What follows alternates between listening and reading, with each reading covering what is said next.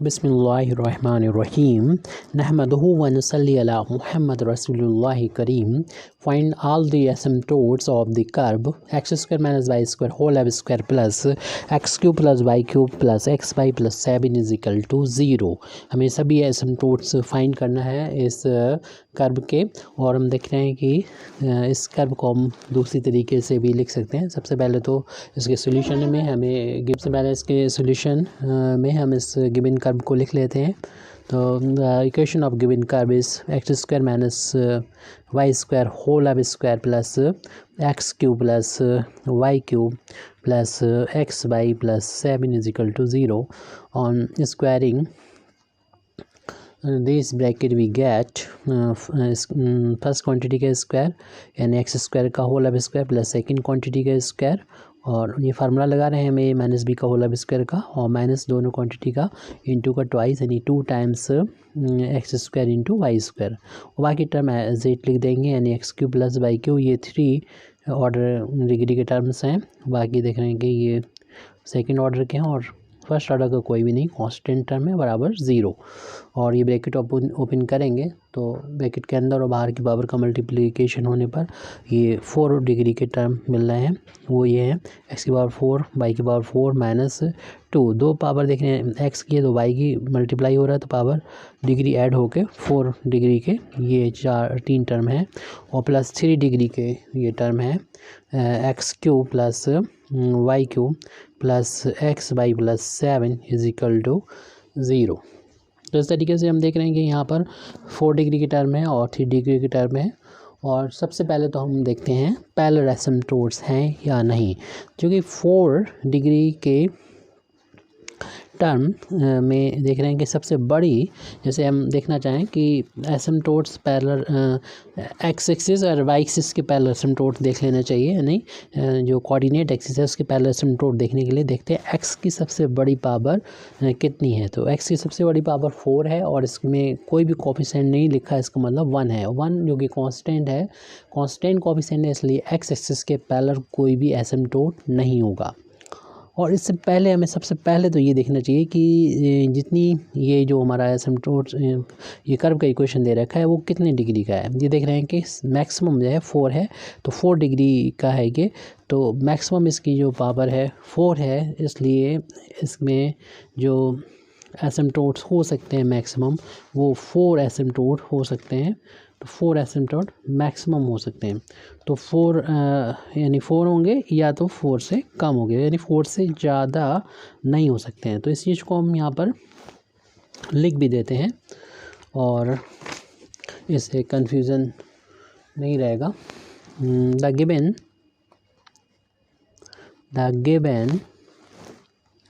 Equation is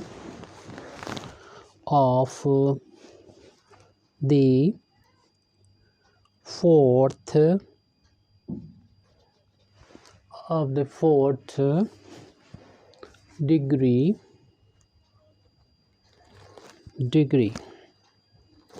so its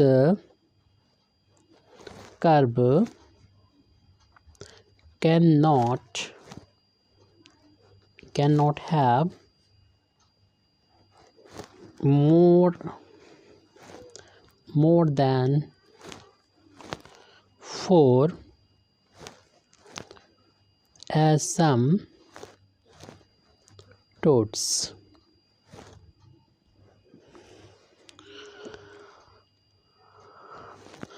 अब इसके बाद जो पता हो गया कि 4 से ज़्यादा एसिम्प्टोट नहीं हो सकते, तो उनको फाइंड कैसे करें।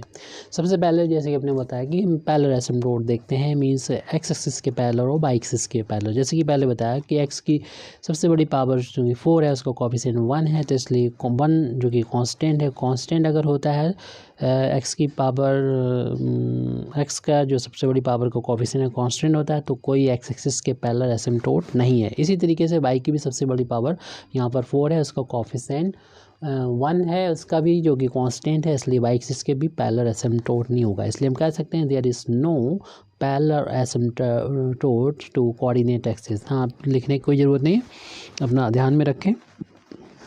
अब इसके बाद जब हमें पता हो गया कि कोऑर्डिनेट एक्सिस के पैरेलल कोई एसिम्पटोट नहीं है, तो हमें फिर देखना चाहिए ऑब्लिक एसिम्पटोट के बारे में हमें पता करना चाहिए कि कहाँ होंगे, कितने होंगे।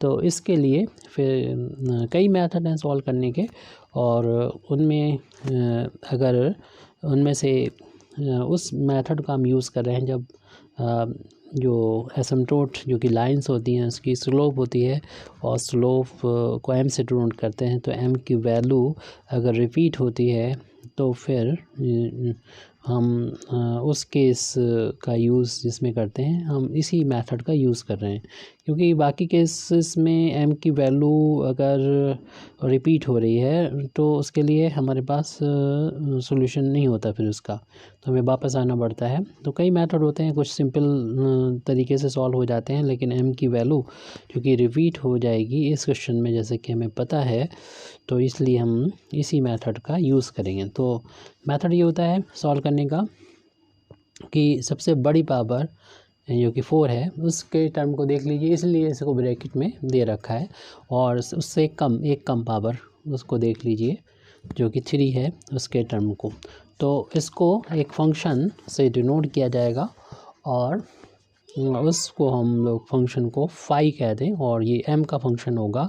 बस आपको करना क्या है कि x की जगह पर 1 पुट करना है, y की जगह पर m लिखना नहीं है, ये लिखना तो ये है हियर, यानी यहाँ पर 4 डिग्री के जो हैं तो 4 लिखा जाएगा, क्योंकि मैक्सिमम जो डिग्री है 4 है। तो 4 डिग्री की जो भी टर्म है जो आपको फर्स्ट ब्रैकेट में बंद करके रखे हुए हैं आसानी के लिए, ज़रूरी नहीं ब्रैकेट लगाना। अब x की जगह पर हम 1 रखना है, y की जगह पर है, इन तीनों टर्म्स में जो 4 डिग्री के टर्म है उसमें, तो हमें 5 4 m की वैल्यू मिल जाएगी। m यहाँ पर जो लिखा है इसका मतलब ये 5 है m का फंक्शन होगा, 4 का मतलब मालूम ही है कि 4 डिग्री के टर्म में रखा जा रहा है। x की जगह पर रखना जा है 1, इस तरीके से y की जगह पर भी रखना है, x यहाँ 1 रखना है और y की जगह पर m रखना है। फिर था -2, x की जगह पर 1 रखना है और y की जगह पर m रखना है। पीछे टर्म देख लीजिएगा 4 डिग्री के, तो ये 1 की पावर 4 करेंगे 1 आ जाएगा, m की पावर 4 और -1 का स्क्वायर 1 होता है, 1 में 2 का इंटू करेंगे 2 आ जाएगा, 2m स्क्वायर आ गया। ये 5 4 m की वैल्यू आ गई हमारी। और इसी तरीके से फिर हम यहाँ पर 5 3 m भी निकालेंगे, यानी 3 डिग्री की जो टर्म है उसमें x की जगह पर 1 और y की जगह पर m रखेंगे। तो यहाँ पर 2 ही टर्म है जो आपको पता ही है, x³ प्लस y³। तो यहाँ पर x की जगह पर जब 1 पुट किया जाएगा तो 1³ हो जाएगा, और y की जगह पर m रखेंगे तो m³ हो जाएगा। 1 के क्यूब तो 1 होता है और m का क्यूब m³ है, तो 5 3 m की वैल्यू सिंपल फॉर्म में ये आ गई।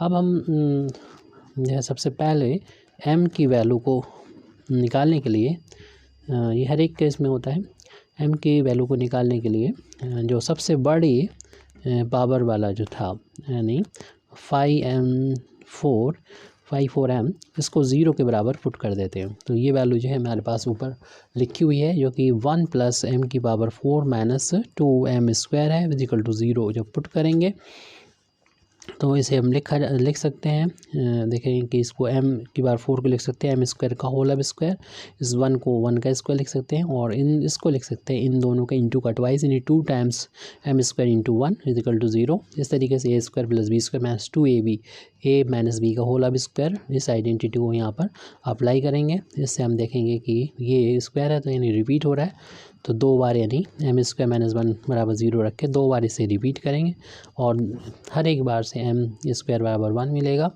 और m², कई मेथड होते हैं सॉल्व करने का, आप जो मेथड अच्छा लगे उससे सॉल्व करें। m की वैल्यू को फाइंड करना है, तो m निकालेंगे, स्क्वायर हटाएंगे तो स्क्वायर रूट लगेगा, और स्क्वायर रूट की 2 वैल्यू होती है। ऐसे इसको भी सॉल्व करेंगे तो सेम ही वैल्यू है ये, और 1 का स्क्वायर रूट तो 1 आता है। इस तरीके से m की देख रहे हैं कि रिपीट वैल्यू मिल रही है, यानी m की वैल्यू यहाँ से एक +1 मिलेगा, और ऐसे ही यहाँ से +1 मिलेगा, और मेरा -1 एक यहाँ से मिल रहा है, एक -1 यहाँ से मिल रहा है। m की वैल्यू जो है वो रिपीटेड है, m बराबर 1 भी रिपीट है, m इक्वल टू -1 भी रिपीट है। इस रिपीटेड जब होता है m की वैल्यू, तो इसके लिए c की वैल्यू को निकालने के लिए एक फार्मूला होता है। पहले तो हम यहाँ पर जनरल फार्मूला बता देंगे किसी भी डिग्री के लिए जो इस तरीके से लिखा जाता है।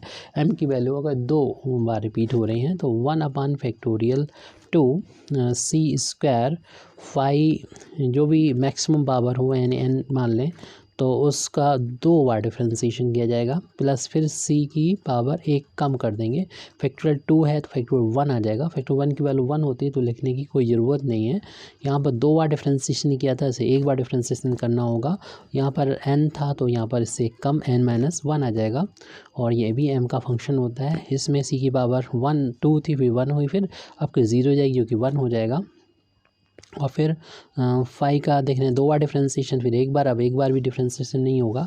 यहाँ पर n था n-1 और n-2, यदि इस टर्म को देख के आगे के टर्म लिखे जा सकते हैं। और इस वैल्यू को जब हम 0 के बराबर रखेंगे तो m की वैल्यू, हर एक m की वैल्यू यानी जैसे 1 के लिए और -1 के लिए एक बार m बराबर 1 रख देंगे, उससे हम m की 2 वैल्यू, c की 2 वैल्यू निकाल लेंगे हर एक m के लिए, और हर एक m के लिए माइनस दूसरी m के लिए हम c की वैल्यू निकाल सकते हैं।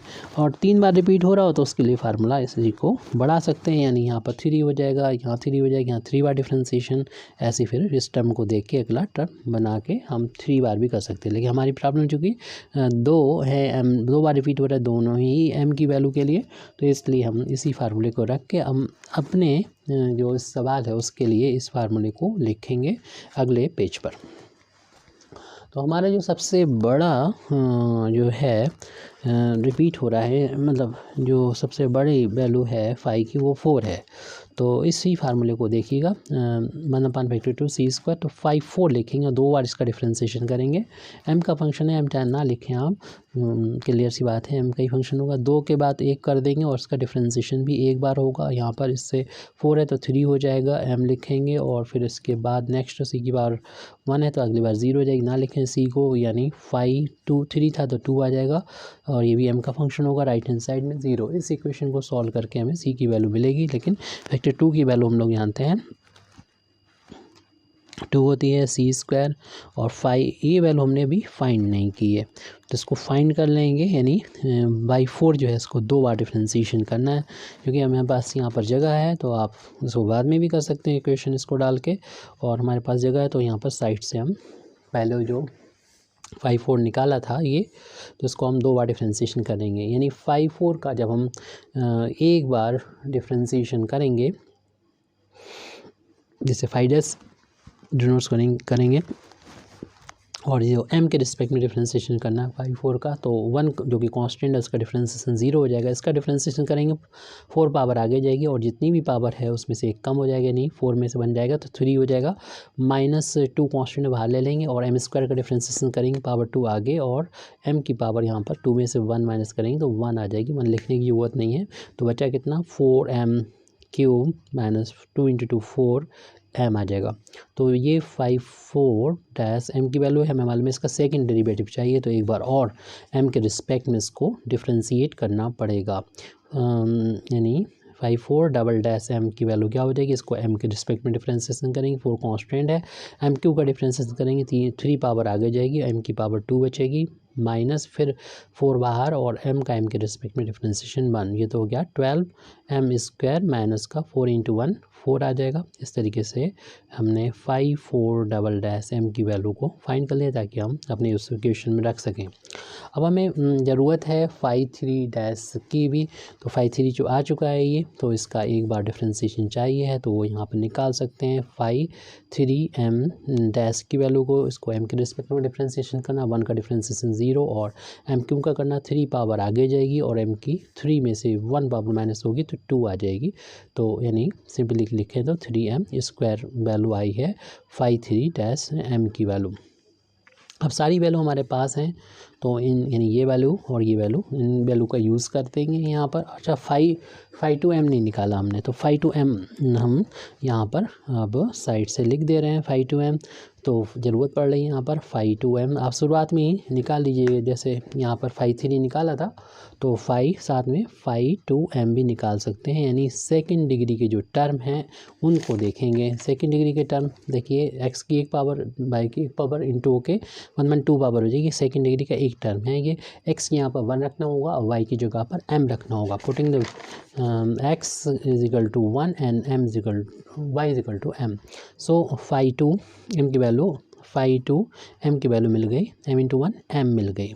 तो इन वैल्यूज़ को, इन तीनों वैल्यूज़ को जहाँ पर हमने टिक किया है, ये वैल्यू और ये वैल्यू, इन वैल्यूज़ को हम इस इक्वेशन में जो आया था हमारा लास्ट में उसमें रख रहे हैं। तो 4 डबल डैश की वैल्यू पीछे देख लीजिएगा, 12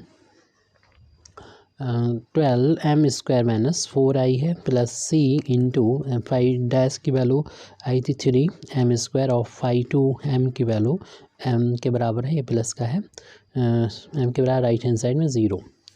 अब यहाँ पर हम इसे थोड़ा सा सॉल्व कर सकते हैं। इसमें से हम कॉमन निकाल सकते हैं, 4 को निकाल सकते हैं। 4 को यहाँ पर अगर ले लें तो 4/2 हो जाएगा c स्क्वायर। 4 यहाँ निकाला, 3m स्क्वायर माइनस का यहाँ पर 4 निकाला तो 1 बचेगा और प्लस का 3m स्क्वायर को पहले लिख लें, c बाद में लिख दें, प्लस का m इज इक्वल टू 0। ये 4 कैंसिल हो जाएगा इससे 2 टाइम्स, तो वैल्यू मिल गई 2 टाइम्स और फिर हम इसको लिख देंगे, यानी 3m स्क्वायर माइनस 1 को इंटू c स्क्वायर प्लस का 3m square c plus m is equal to 0। अब ये इक्वेशन आ गया है। अगर किसी को हमने इक्वेशन नहीं डाला तो इसको हम इक्वेशन नंबर 1 डाल दे रहे हैं। इक्वेशन नंबर 1 है ये, और इसमें जो कि हमें 2 बार यूज़ करना है m की हमारी वैल्यू, एक इसके लिए और एक दूसरे इसके लिए, यानी for m is equal to 1 के लिए c की वैल्यू क्या होगी, तो रख देंगे, पुट कर देंगे, putting m is equal to 1 in equation number 1। Equation number 1 में m की वैल्यू पुट कर देंगे 1। तो 2 into 3 into 1 square minus 1 c square plus का 3 into 1 square into c plus 1 is equal to 0। तो देख रहे हैं कि 1 का स्क्वायर 1 हो जाएगा और 3 इंटू 1 3 होगा, 3 में से 1 माइनस करेंगे 2 आ जाएगा, प्लस का 1 का स्क्वायर 1 का 3 में इंटू करेंगे 3c plus 1 is equal to 0। 2 into 2 4 हो जाएगा, 4c स्क्वायर प्लस का 3c plus 1 is equal to 0। इसके फैक्टर पॉसिबल नहीं लग रहे हैं, तो फिर हम उमर खयाम का मेथड यानी सीधी-धराचार का मेथड यूज़ करेंगे, यानी इसे क्वाड्रेटिक फार्मूला बोलते हैं। जो ये होता है x square plus b c बराबर 0, ये हमारा अगर क्वाड्रेटिक इक्वेशन है तो एक्स बराबर फार्मूला आपको पता ही है, minus B plus minus and root B square minus 4ac/2। इस फार्मूले का हम लोग यूज़ करते हैं और से जो अननोन एक्स होता है उसकी वैल्यू निकालते हैं। यहाँ पर अननोन सी है, ए की वैल्यू 4 है, बी की वैल्यू 3 है, सी की वैल्यू 1 है, तो इसी फार्मूले का यूज़ करेंगे, minus B plus minus and root B square minus 4ac, C की वैल्यू 1/2a। तो इससे c की वैल्यू देख रहे हैं कि -3 लिखा प्लस माइनस रूट 3 का स्क्वायर 9 हो गया और 4 4 16 हो गया और ये हो गया 8/में। में तो c की वैल्यू देख रहे हैं कि आ रही है माइनस में आ रही है, माइनस में अनरूट के अंदर अगर आ जाए तो इमेजिनरी हो जाएगा, तो c इज़ इमेजिनरी। इस तरीके से ये इमेजिनरी एसिम्प्टोट आएंगे तो उसे हमें फाइंड करने की ज़रूरत नहीं है। तो m इक्वल टू आप 1 लीव कर दी, छोड़ दीजिए, यानी जो 4 एसिम्प्टोट बताए में 2 इमेजिनरी होंगे तो उनको में छोड़ देना है। For m is equal to -1, क्योंकि m की ये वैल्यू भी रिपीट हो रही थी, उसके लिए c की वैल्यू क्या होगी, तो फ्रॉम इक्वेशन नंबर 1, यानी इक्वेशन नंबर 1 में आप m बराबर -1 रख दीजिए, तो 2, फिर उसके बाद ये 3m स्क्वायर है, तो 3m की वैल्यू -1 है और उसका स्क्वायर करना है -1, और c स्क्वायर है प्लस का 3 इंटू इक्वेशन नंबर 1 को देख लीजिएगा, -1 का होल अब स्क्वायर c प्लस m की वैल्यू -1 बराबर 0। अब इसे सॉल्व करना है हमको, तो 3 इंटू -1 का स्क्वायर +1 होता है -1, और ये c स्क्वायर प्लस 3 इंटू -1 का स्क्वायर +1 और प्लस माइनस हो जाएगा, तो माइनस का 1 इज इक्वल टू 0। तो ये 3 हो जाएगा, 3 - 1 2 हो जाएगा, 2 इंटू 2 4, तो उसी तरीके से 4c स्क्वायर आएगा। अगले पेज पे लिख रहे हैं 4c स्क्वायर, फिर ऐसे ही ये 3, ये हमारा c लिखने को रह गया था, आपने डिटेक्ट कर लिया होगा, इनटू में c चल रहा था, तो 3c आया माइनस का 1 इज इक्वल टू 0, प्लस का 3c माइनस का 1 इज इक्वल टू, या तो फैक्टर से कर लें या उसी फार्मूले का यूज़ करें। तो हम फैक्टर कर लेते हैं, क्योंकि 4 इंटू 1 4 4 और 1 का डिफरेंस लेंगे तो 3 आ जाएगा। 3 ml को लाना है, पॉजिटिव लाना है तो बड़ी क्वांटिटी प्लस की, छोटी माइनस की करना है, और इन दोनों के इंटू करेंगे तो माइनस का 4 आ रहा है, तो फर्स्ट एंड लास्ट का इंटू माइनस आ रहा है, यानी ठीक है ये।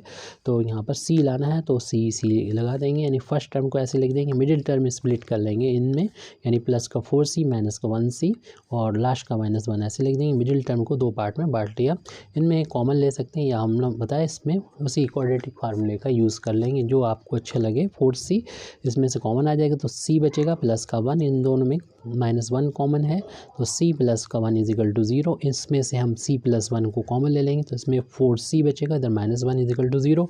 इसको जब हम c + 1 को 0 के बराबर रखेंगे और 4c - 1 को 0 के बराबर रखेंगे तो c की वैल्यू -1 मिलेगी। यहाँ पर 4c को 1 के बराबर रखा तो c की वैल्यू 1/4 मिलेगी। तो देख रहे हैं m की वैल्यू हमने, यानी फॉर m = -1 के लिए c की 2 वैल्यू हैं, यानी c1 कह सकते हैं -1 और c2 1/4। इससे हम एसिम्पटोट लिख सकते हैं। देयरफॉर देयर रिक्वायर्ड, 4 में से 2 इमेजिनरी थे, 2 रियल आ चुके हैं। द रिक्वायर्ड एसिम्पटोट्स आर, तो y = mx + c1 कर दो ये, और y = mx + c2 कर दीजिए। m की वैल्यू वही है -1 है तो y = -1 × x + c1 की वैल्यू जो है वो -1 है। इसी तरीके से दूसरा y = -1 × x + c2 की वैल्यू 1/4 है।